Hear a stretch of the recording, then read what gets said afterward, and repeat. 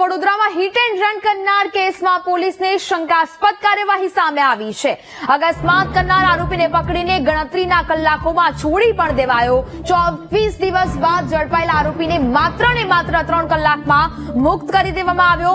BMW કારની ટક્કરે વૃદ્ધ કાંતિલાલ ઠક્કરનું મોત થયું હતું। અકસ્માત બાદ બિલ્ડરનો દીકરો આરોપી પિનાક સોરઠિયા ફરાર હતો, જ્યારે કે મૃતકના પરિવારે પોલીસની કામગીરી સામે સવાલ ઉઠાવ્યા છે। આરોપી બિલ્ડરનો દીકરો છે, માટે પોલીસે ઢીલી કાર્યવાહી કરી છે તેવું મૃતકના દીકરાનું કહેવું છે। મુંબઈ હોવાનું કહીને પોલીસે આ સમગ્ર મામલે મોટી ધરપકડની વાતો છે તે પણ કરવામાં આવી અને આ સમગ્ર મામલે આક્ષેપો છે તે કરવામાં આવી રહ્યા છે।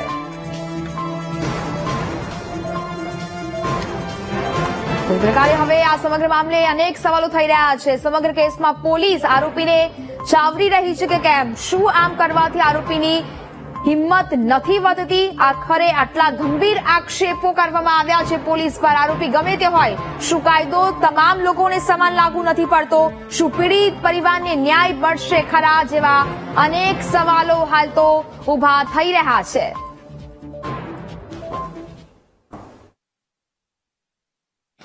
ઘટના બની હતી 5 વાગે।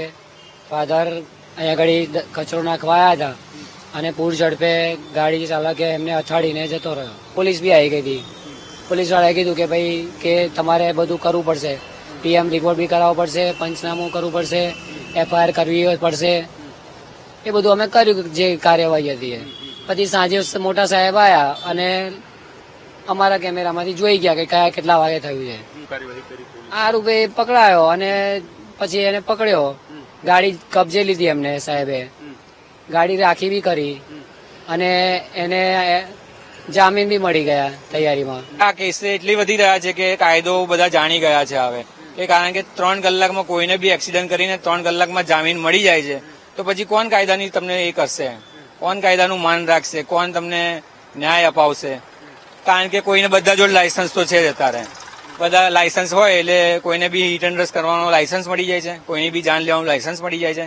કારણ કે આજના ફૂલ સ્પીડે જવું, પછી રોંગ એકદમ આખી લેફ્ટ સાઈડમાં જવું, ઓવર સ્પીડ કરવી, આટલો બધો સતત ગુનો દેખાઈ રહ્યો છે આંખે આપણા, છતાં એને કોઈ સજા નહીં થતી, તો આપણા ન્યાયતંત્રમાં સુધારવાની જરૂર ખરી બહુ મોટી। આમાં બિલ્ડરનો પુત્ર હોઈ શકે છે, એમાં કાયદાનો બી આપણા માઇનસ પોઈન્ટ હોઈ શકે છે, અને બિલ્ડરનો પુત્ર છે એ તો એડવાન્ટેજ છે એને, કે પૈસા છે તો કઈ જગ્યાએ એને કઈ તકલીફ પડવાની નથી, પણ કાયદાનો બી બહુ માઇનસ પોઈન્ટ છે આપણા।